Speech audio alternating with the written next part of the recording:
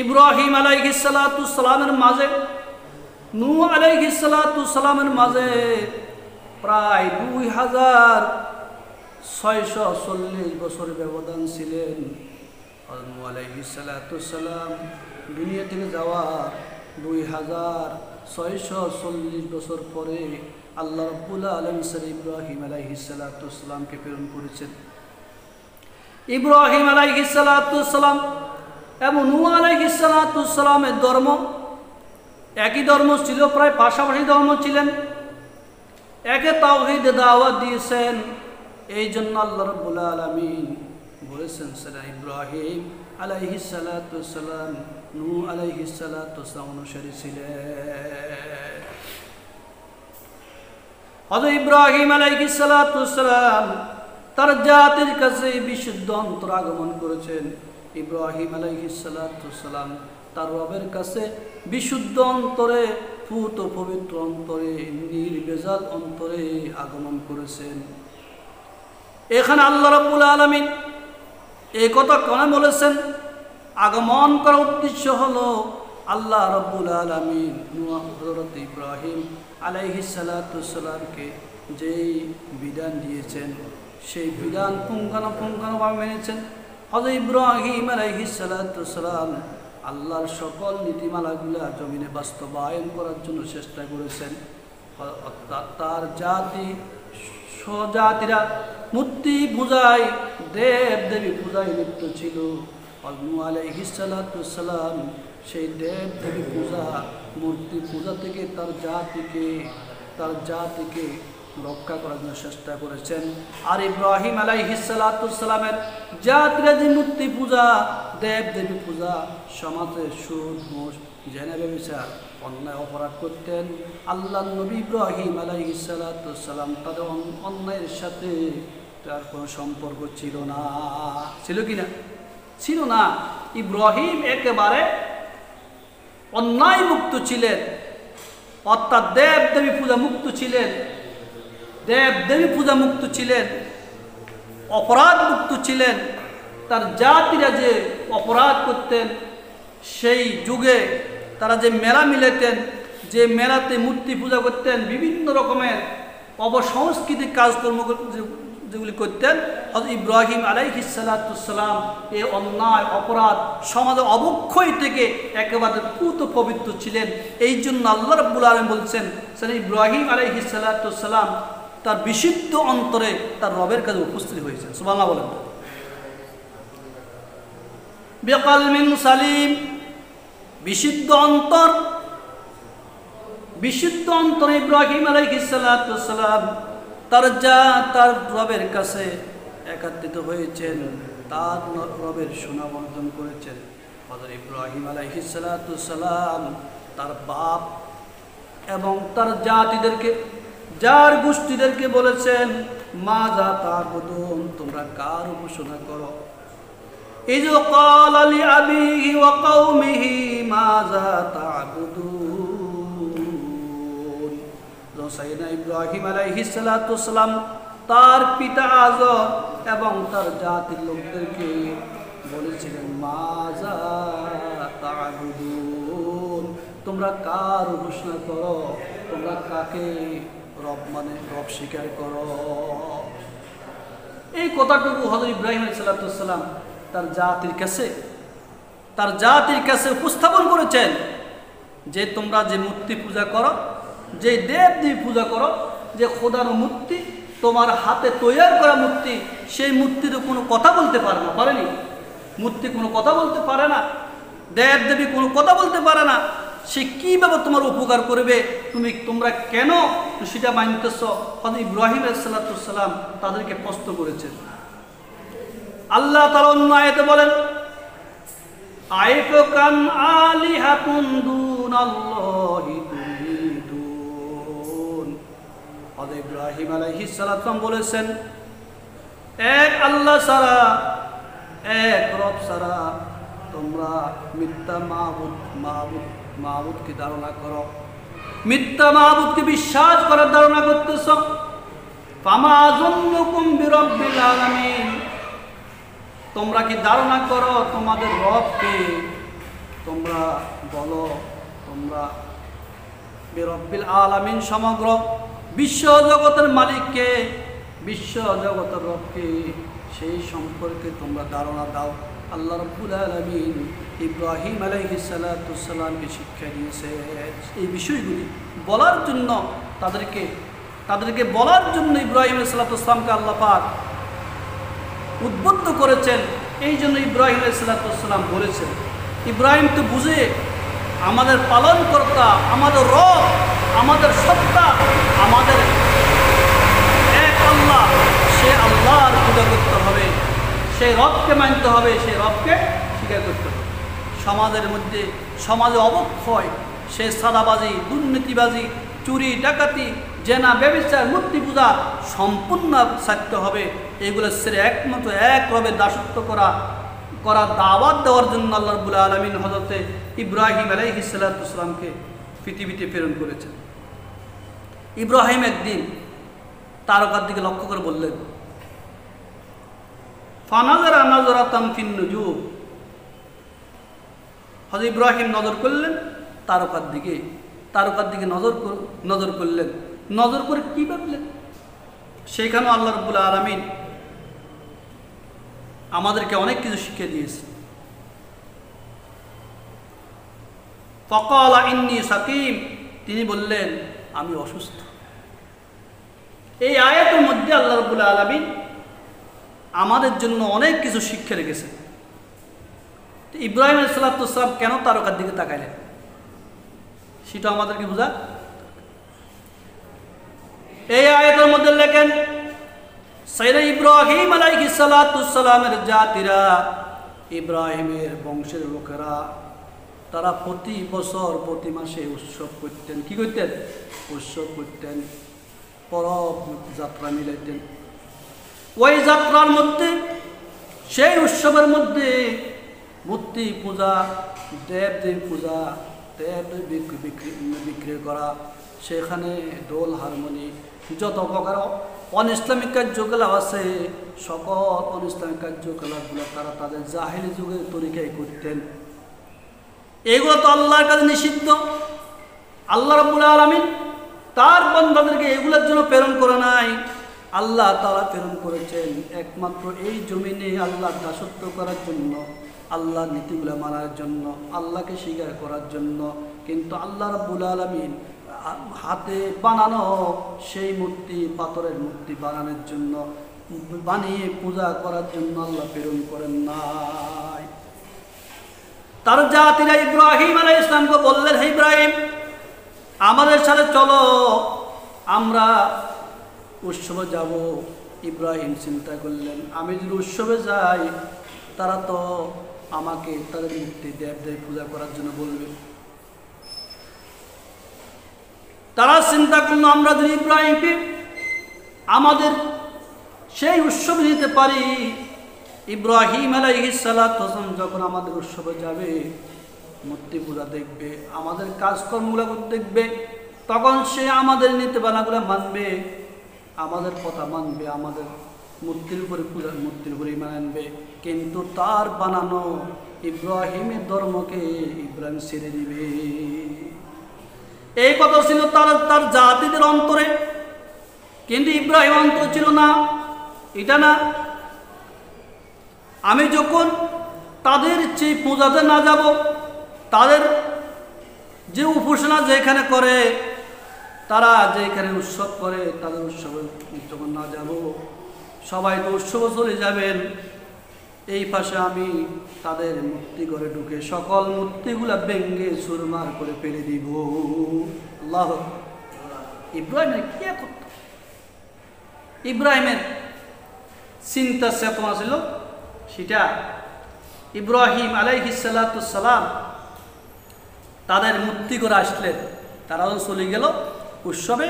ইব্রাহিম তাদের মূর্তি করে আসলেন, মূর্তি করে আসে, এবারে এক এক করে এক একটা মূর্তিকে জিজ্ঞাসা করে, তোমরা কি খানা খেয়েছো? তোমরা ভক্ষণ করেছ? তো মূর্তি কি বলতে পারে নাকি? খানা খাইছে বলতে পারে না। হেরবা বলো, কথা বলো না কেন? তোমরা তো এই জাতির রব, এই জাতির প্রভু, কথা বলে না কেন? কথা বল। আল্লাহ পাক ইব্রাহিমের কথাগুলাকে কোরআনুল কারীমের মধ্যে এমনভাবে উপস্থাপন করছেন, ইব্রাহিম যে এইভাবে কথা বলেছেন মূর্তিকে হুবহুব আল্লাহ রাব্বুল আলামিন ওইভাবে ইব্রাহিম আলাইহিস সালাম কথাগুলো কোরআনুল কারীমে বলেছেন। আল্লাহ বলতেছেন ফাকালা আলা তাকুলুন মা লাকুম তানতিকুন। হযরত ইব্রাহিম আলাইহিস সালাম বললেন আলা তাকুলুন, তোমরা কি ভক্ষণ করেছো, তোমরা খাদ্য গ্রহণ করেছো? তারা তো কথা বলতে পারে না, কথা বলে না। ইব্রাহিম বললেন মা লাকুম তানতিকুন, তোমরা কথা বলছো না কেন? কেন কথা বলছো না? আমার কথার উত্তর দাও। তোমরা খানা খেয়েছো কিনা, খানা ভক্ষণ করছো কিনা? এই মূর্তি কি বলতে পারবো? পারবে? কখনো পারবে না। তোমরা কথা কেন বলতেছো না? ইব্রাহিম আলাইহিস সালাতু সালাম বললেন যখন কথা বলতে পারে না, খানা ভক্ষণ করতে পারে না, এই মূর্তি রেখে কি করব? তাকে উপযুক্ত শাস্তি দিতে হবে। হযরত ইব্রাহিম আলাইহিস সালাতু সালাম ফারাগ আলাইহিম দারবান বিল ইয়ামিন ফাকবালু ইলাইহি ইউযাফুন। হযরত ইব্রাহিম আলাইহিস সালাতু সালাম তার জাতির মূর্তির মুখে খুব জোরে প্রভাব বিস্তার করে মূর্তির উপর আক্রমণ করলেন, মূর্তিকে ভেঙে চুরমার করে ফেলে দিলেন। তার জাত এসে দেখলেন ইব্রাহিম আমাদের মূর্তির এই অবস্থা কেন, আমাদের মূর্তি ভাঙছে কে? তারা যখন মূর্তি রেখে গেছে তাদের ঘরে, দেব দেবী যেটাকে তারা পূজা করে সেগুলো দেখার জন্য তারা আসবে না? আসবে কিনা? তো এখন মূর্তি তো ইব্রাহিম ভাঙিস তস্তস করে দিয়েছে, কিন্তু তারা আসে মূর্তি করে আসে, দেখতেছে একটাও মূর্তি নাই, সকল মূর্তিগুলোকে ভেঙ্গে চুরমার করে দিলেন। কে আমাদের এই মূর্তি ভেঙলো? কিন্তু ইব্রাহিম ছাড়া এই মূর্তি কেউ ভাঙে নাই। ইব্রাহিমকে প্রশ্ন করলেন ইব্রাহিম বলো আমাদের এই মূর্তি, আমাদের এই দেবতাকে কে ভেঙেছে? আমাদের দেবতা ভাঙছে কে বলো? ইব্রাহিম আলাইহিস সালাম বললেন ওই দেবতার দিকে লক্ষ্য করে বললেন তোমরা তোমাদের দেবতাকে জিজ্ঞাসা করো, যদি সে তোমাদের রব হয়, তোমাদের খালেক হয়, তোমাদের মাবুদ হয়, তোমাদের রিজিক দাতা হয়, তোমাদের রব হয়, তোমাদেরকে লালন পালন করে সব কিছু করে, তোমরা তোমার রবকে জিজ্ঞাসা করো তোমাদের রবকে কে ভেঙেছে। কিন্তু আমি তো জানি না, জিজ্ঞাসা করো তোমাদের রবের কাছে। কিন্তু ইব্রাহিম বললেন ক্বালা আতা'বুদুনা মা তানতিহুন, তোমরা যার উপাসনা করো, যে খোদাই গুলা মূর্তির উপাসনা করতেছ, তাদেরকে তোমরা বলো কে কে এই মূর্তিগুলা ভেঙেছে। কিন্তু তারা তো সবাই বুঝতে পেরেছে ইব্রাহিম ছাড়া আমাদের এই মূর্তি কেউ ভাঙে না, ইব্রাহিম ছাড়া আমাদের এই মূর্তি কে ভাঙে নাই। অবশ্যই ইব্রাহিমকে উপযুক্ত শাস্তি দিতে হবে। তার জাতির লোকরা ইব্রাহিম আলাইহিস সালাতু সালামকে শাস্তি দেওয়ার জন্য, ইব্রাহিমকে শাস্তি দেওয়ার জন্য ষড়যন্ত্রে লিপ্ত হলেন, আর অর্ডার দিলেন ইব্রাহিমের জন্য একটি আগুনের কুণ্ডুলি তৈরি করো, আগুনের ঘর নির্মাণ করো, আর সেই ঘরের মধ্যে সে আগুনের কুণ্ডুলিটি ইব্রাহিমকে ফেলে মারতে হবে। দেখছেন কত কঠিন কথা। ইব্রাহিম আলাইহিস সালাতু সালামের জন্য সে আগুনের কুণ্ডুলি নির্মাণ করবে, সে আগুনের কুণ্ডুলিতে ইব্রাহিম আলাইহিস সালাতু সালামকে তারা আগুনে জ্বালিয়ে মারি ফেলবে। কিন্তু যে রব, যে আল্লাহ ইব্রাহিমকে পৃথিবীতে প্রেরণ করেছেন, সে আল্লাহকে আসে না নাই? কথা বলেন, আসে না নাই? যে ইব্রাহিমকে মূর্তি ভাঙ্গার শক্তি দিয়েছেন, সেই ইব্রাহিমরা আসে কিনা? কথা বলেন। আমাদের এই বাংলাদেশ সেই 16 বছরের আমলে বাংলাদেশে আনাচে কানাচে বিভিন্ন শহর বন্দরে সেই ভাস্কর্য স্থাপন করেছিলেন, ভাস্কর্যত মূর্তি স্থাপন করেছেন। আমাদের দেশের বলগার, আমাদের দেশের নাস্তিক, মুরতাদ এবং তার একাত্রিত হয়ে সেই প্রাক্তন সাবেক প্রধানমন্ত্রীকে নির্দেশ প্রদান করলো প্রত্যেকটি জায়গা জায়গা ভাস্কর্য স্থাপন করার জন্য, ভাস্কর্য নির্মাণ করার জন্য। অর্থাৎ ভাস্কর্য নির্মাণ করা মানে মূর্তি স্থাপন করা। এই মূর্তিকে তারা মনে হয় যেন তাদের প্রভু হিসাবে মানবে। কিন্তু এই দেশের ওলামায়ে কেরাম, সেই সাধারণ মুসলমান ইমানদার, তারা তাদের সেই মূর্তির বিরুদ্ধে, সেই ভাস্কর্যের বিরুদ্ধে সংগ্রাম করছেন কিনা? কিন্তু লাতি ফিসিসা আয়া, এই হুকুম এসেছে সে ভারত থেকে। কোথা থেকে? ভারত থেকে। তারাও চেয়েছে এই দেশকে তাদের মতন করে পরিচালনা করবে, এই দেশের মুসলমানদেরকেও সেই মূর্তির অনুসারী এবং তৈরি করবে। কিন্তু আল্লাহ রাব্বুল আলামিন বলতে, আমি এখনো আছি, আমি এখনো মরি নাই। ইব্রাহিমের রব যেরকম আমি মুহাম্মদ সাল্লাল্লাহু আলাইহি ওয়াসাল্লামের যেরকম রব, আমি তোমাদের রব। কিন্তু তাদের সকল ষড়যন্ত্র থেকে আমি ধূলিসাৎ করে দিব। কিন্তু তারা যখন ইব্রাহিম আলাইহিস সালাতু সালামকে মারার জন্য আগুনের কুণ্ডুলি তৈরি করেছেন, সেই কুণ্ডুলিতে মেরে সেই কুণ্ডুলিতে ইব্রাহিমকে ফেলে দিবে, আর ফেলে ইব্রাহিমকে হত্যা করবে, ইব্রাহিমকে দুনিয়া থেকে শেষ করে দিবে। সেই ষড়যন্ত্র লিপ্ত হয়েছে। আল্লাহ রাব্বুল আলামিন বললেন, আমি তাদের সকল ষড়যন্ত্রকে নস্যাৎ করে দিব। আল্লাহ রাব্বুল আলামিন কুরআনুল কারীমের মধ্যে বলেন, ক্বালু ইবনু লাহু বুনিয়ানান ফাআলকুহু ফিল জাহিম। তারা তার জাতিদেরকে বলল, জাতির লোকদেরকে বলল, সেই ইব্রাহিমের ধর্মের অনুসারী যারা মূর্তি পূজক, তারা বলল যে ইব্রাহিমের জন্য একটি আগুনের কুণ্ডলী নির্মাণ করো, আগুনের ঘর তৈরি করো, ফাআলকুহু ফিল জাহিম, সেখানে তাকে নিক্ষেপ করো, সে আগুনের কুণ্ডলীতে নিক্ষেপ করা হবে। আল্লাহ পাক বলতেছেন, আমার ইব্রাহিম একমাত্র আমি রবের জন্য, আমার আল্লাহর, আমি রবের সেই বিধানকে এই জমিনে প্রতিষ্ঠা করার জন্য চেষ্টা করতেছেন। আমি আল্লাহর কথা শুনে, আমি আল্লাহর কথা মানে, আমি আমার ইব্রাহিমকে এই সমস্ত মূর্তির বিরুদ্ধে সংগ্রাম করার জন্য নির্দেশ দিয়েছি। এটা তো খোদারও মাটির মূর্তি, এই মূর্তি ভাঙলে কোনো সমস্যা নাই, কিন্তু আমার ইব্রাহিমের একটি পশম আমি জ্বলতে দিব না। তাদের সকল ষড়যন্ত্রকে আমি নস্যাৎ করে দিব। এই জন্য আল্লাহ রাব্বুল আলামিন কুরআনুল কারীমের সেই দ্বিতীয় মিসরার মধ্যে বলতেছে, ফাআরাদু বিহি কাইদান ফাজআলনাহুমুল আসফালিন। তারা ইব্রাহিম আলাইহিস সালাতু সালামের জন্য যে ষড়যন্ত্র করেছিল, ইব্রাহিমকে মারার জন্য আগুনের কুণ্ডলী বানিয়েছেন, আল্লাহ রাব্বুল আলামিন বলেন, আমি সেই তাদের চক্রান্তকে নস্যাৎ করে দিয়েছি। আল্লাহু আকবার। সেই ষড়যন্ত্রকে আমি নস্যাৎ করে দিয়েছি। কোনো জালেম, কোনো অন্যায়কারী, কোনো অপরাধী পৃথিবীতে কি করতে পারে না। আমার আইনের বিরুদ্ধে, আমি রবের বিরুদ্ধে বলার মতন কারো কোনো ক্ষমতা নাই, শক্তি নাই। একমাত্র আমার এই জমিনে, এই জমিনকে আমি যেভাবে পরিচালনা করি সেইভাবে কি পরিচালিত হবে কিনা। তো হযরত ইব্রাহিম আলাইহিস সালাতু সালাম এমন একজন নবী, এমন এক পয়গম্বর, যেই নবীর বংশ থেকে হযরতে ইসমাঈল আলাইহিস সালাতু সালামকে আল্লাহ পৃথিবীর প্রেরণ করলেন। আর সেই ইসমাঈলের বংশ থেকে আমাদের নবী মুহাম্মদ রাসূলুল্লাহ সাল্লাল্লাহু আলাইহি ওয়াসাল্লাম পৃথিবীতে এসেছে। আচ্ছা বলেন তো দেখি, যদি ইসমাঈল যদি জব হয়ে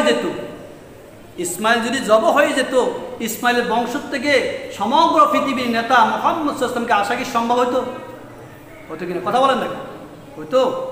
কখনো সম্ভব হইতো না। সম্ভব হওয়ার কোনো ক্যাপাসিটি নেই। একমাত্র আল্লাহ রাব্বুল আলামিন আযল আছে ইব্রাহিম আলাইহিস সালাতু সালাম আর ইসমাঈলকে অবশ্যই আল্লাহ তাআলা কি করবেন? রক্ষা করবেন। এটা মাত্র শুধু পরীক্ষা। আল্লাহ ইব্রাহিমের অন্তর চেয়েছেন, ইসমাঈল অন্তর চেয়েছেন, তার অন্তরের মধ্যে কি আছে, আমি রবের প্রতি মহব্বতর ভালোবাসা কতটুকু আছে সেটাই কি চেয়েছেন নাকি? এই জন্য ইব্রাহিমের ধর্ম যারা মানবে তারা হবে জ্ঞানী, আর ইব্রাহিমের ধর্ম যারা ছেড়ে দিবে তারা হবে নির্বোধ। তারা কি নির্বোধ? তারা বোকা স্বর্গে বাস করে, আর মৃত্যুর পরে ছিল জাহান্নামে থাকবে। এই জন্য আল্লাহ রাব্বুল আলামিন কুরআনুল কারীমের মধ্যে বলেছেন, ওয়া ইয়ারগাবু আম মিল্লাতি ইব্রাহিমা ইল্লা মান সাফিয়া নাফসাহু ওয়া লাকাদ ইসতাফাইনাহু ফিদ দুনিয়া ওয়া ইন্নাহু ফিল আখিরাতি লামিনাস সলিহিন। আল্লাহ রাব্বুল আলামিন কুরআনুল কারীমে ঘোষণা করেন, ইব্রাহিমা, কোন ব্যক্তি ইব্রাহিম মিল্লাত থেকে বিমুখ হবে, ইব্রাহিম মিল্লাতকে ছেড়ে দিবে, ইব্রাহিমের ধর্ম থেকে বিমুখতা অবলম্বন করবে, ইল্লা মান সাফিয়া নাফসাহু, একমাত্র যারা বেকুব, যারা বেকুব নির্বোধ, তারা ইব্রাহিমের ধর্মকে পরিত্যাগ করবে। তারা নয়, সবাই নয়, যারা নির্বোধ, যারা বেকুব, তারাই ইব্রাহিম আলাইহিস সালামের ধর্ম ছেড়ে দিবে। আল্লাহ রাব্বুল আলামিন ইব্রাহিম আলাইহিস সালামকে কি উপহার দিয়েছেন? আল্লাহ বলতেছেন ইব্রাহিমের প্রতি, ওয়ালাকাদ ইসতাফাইনাহু ফিদ দুনিয়া ওয়াল আখিরাহ, ওয়ালাকাদ ইসতাফাইনাহু ফিদ দুনিয়া ওয়া ইন্নাহু ফিল আখিরাতি লামিনাস সলিহিন। আল্লাহ বলতে, অবশ্য আমি আমার ইব্রাহিমকে দুনিয়াতে নির্বাচন করেছি, দুনিয়াতে আমি আমার ইব্রাহিমকে উত্তীর্ণ করেছি, ওয়া ইন্নাহু ফিল আখিরাতি লামিনাস সলিহিন, কিন্তু পরকালে আমি তাকে সৎ কর্মশীল অন্তর্ভুক্ত করব। আল্লাহু আকবার বলেন। আল্লাহু আকবার। কার? সৎ কর্মশীলদের অন্তর্ভুক্ত করব। ইব্রাহিম যদি সৎ কর্মশীল অন্তর্ভুক্ত হয়, আমরা সৎ কর্মশীল অন্তর্ভুক্ত হব কিনা? হব না।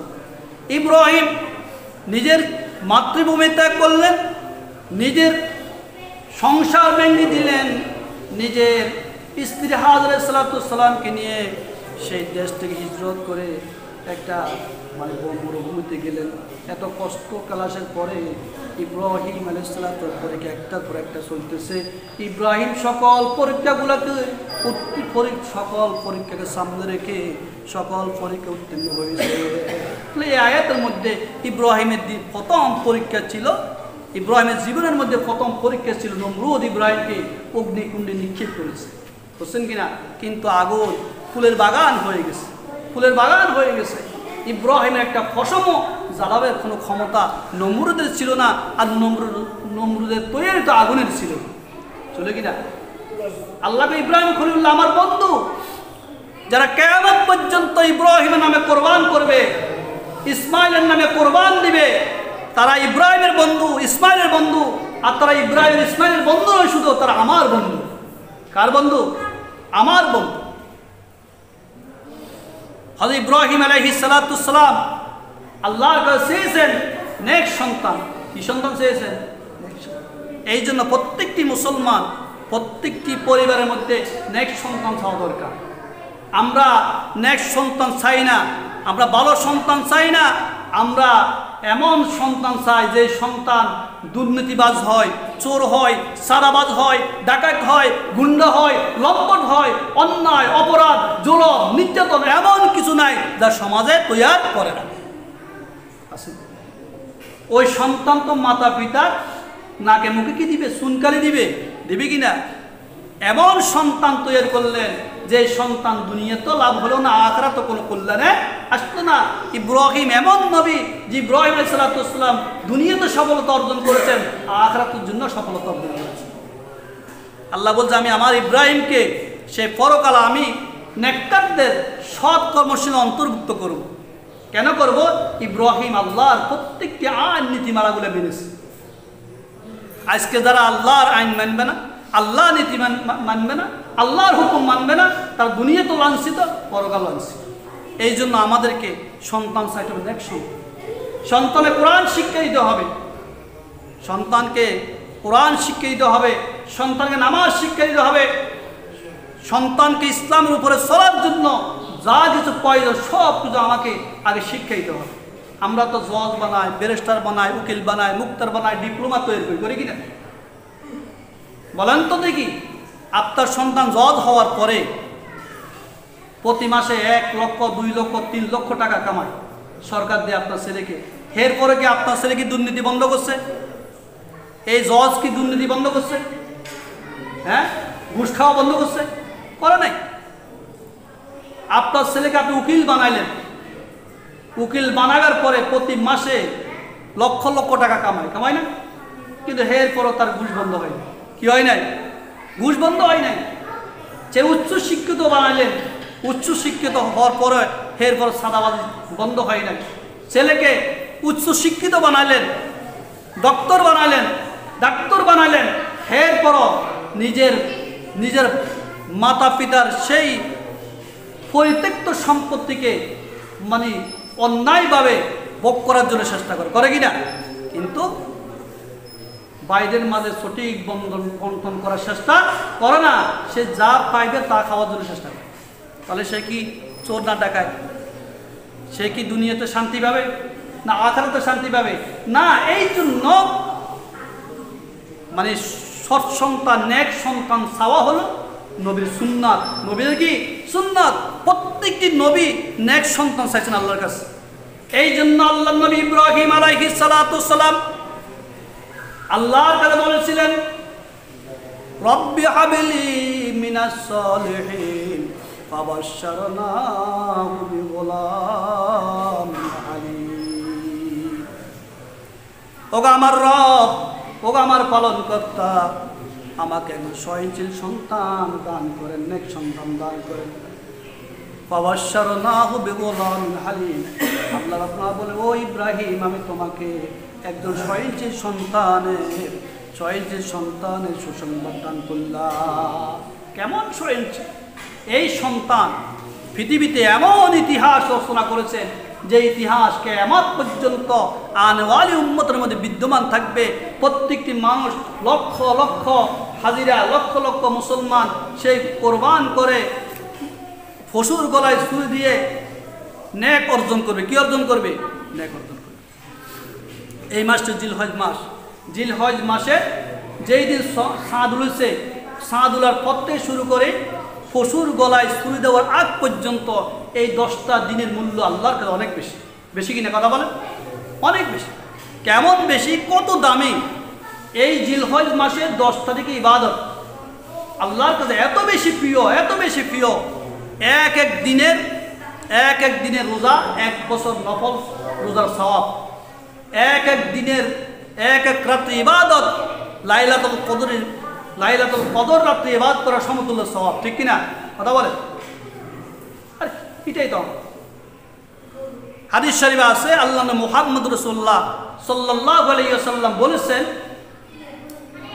যেই জিলহজ মাসে 10 দিন, যেই দিন চাঁদ উঠবে, চাঁদ উলার পর থেকে শুরু করে কোরবানির পশুর গলায় ছুরি দেওয়ার আগ পর্যন্ত তার মানে নখ, মোষ, লোম এগুলো যদি না কাটে, আল্লাহ মুহাম্মদ রাসূলুল্লাহ সাল্লাল্লাহু আলাইহি ওয়াসাল্লাম বলেছেন তাকে আল্লাহ রাব্বুল আলামিন নফল কোরবানির সওয়াব দিবে। সুবহানাল্লাহ বলেন। কি দিবে? নফল কোরবানির সওয়াব। নফল কোরবানির সওয়াব। আমাদের কোরবান তো আল্লাহর কাছে কবুল নাও হইতে পারে না? আমরা যে পশুর গলায় ছুরি দিই, জবাই করি, আমাদের কোরবান তো আল্লাহর কাছে পছন্দ না হইতে পারে, কবুল না হইতে পারে। কারণ আমার তাকওয়ার ব্যাপার স্যাপার আছে। কি আছে? আমাদের তাকওয়া একরূপ নেই, আসেনি।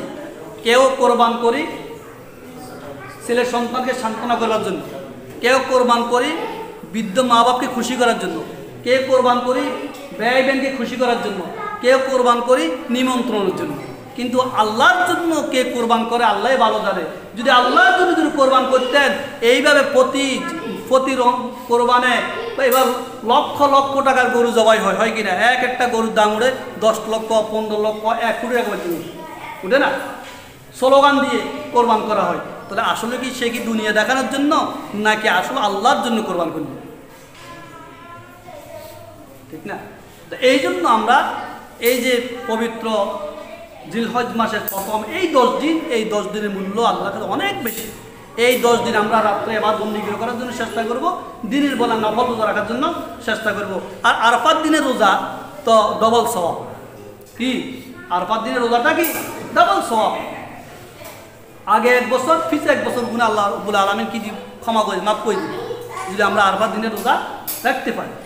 এই আরেকটা আমল আছে জিলহজ মাসের 9 তারিখ, জিলহজ মাসের 9 তারিখ ফজরের নামাজ থেকে শুরু করে জিলহজ মাসের 13 তারিখ আসর পর্যন্ত একটি তাকবীর আছে। আপনারা জানেন কিনা বলেন, আসেনি? বলাটা দেখি, অনেকে ভুলে গেছেন। আল্লাহু আকবার, আল্লাহু আকবার, লা ইলাহা ইল্লাল্লাহু, আল্লাহু আকবার, আল্লাহু আকবার, ওয়ালিল্লাহিল হামদ। এই তাকবীর সকল মুসলমান বান্দা বান্দির উপর ওয়াজিব, পুরুষ হোক আর নারী হোক, পুরুষ হোক আর নারী হোক, সবার উপরে এই তাকবীর মানে ঈদুল আজহার জিলহজ মাসের 9 তারিখ ফজর থেকে শুরু করে জিলহজ মাসের 13 তারিখ আসর পর্যন্ত 5 তাকবীর মানে উচ্চস্বরে 3 বার বলা হলো কি 3 বার বলা ওয়াজিব, কমপক্ষে 3 বার। এই জন্য ইমাম সাহেব যদি কোনো সময় তাকবীর করতে ভুলে যায়, আমরা পিছন থেকে আওয়াজে তাকবীরটা শুরু করে দিব, তখন আমরা সবাই কি তাকবীরটা আদায় করতে পারবো। এই জন্য এই তাকবীরটা দিকে আইয়াম তাশরিক বলা হয়, এটাকে আইয়াম তাশরিক, খেয়াল রাখবে। তো আমি বলেছিলাম যে আল্লাহ রাব্বুল আলামিন যে আমাদেরকে এই দুনিয়াতে প্রেরণ করেছেন কেন, ইব্রাহিমের জীবন থেকে আমাদেরকে কি শিক্ষা করা দরকার।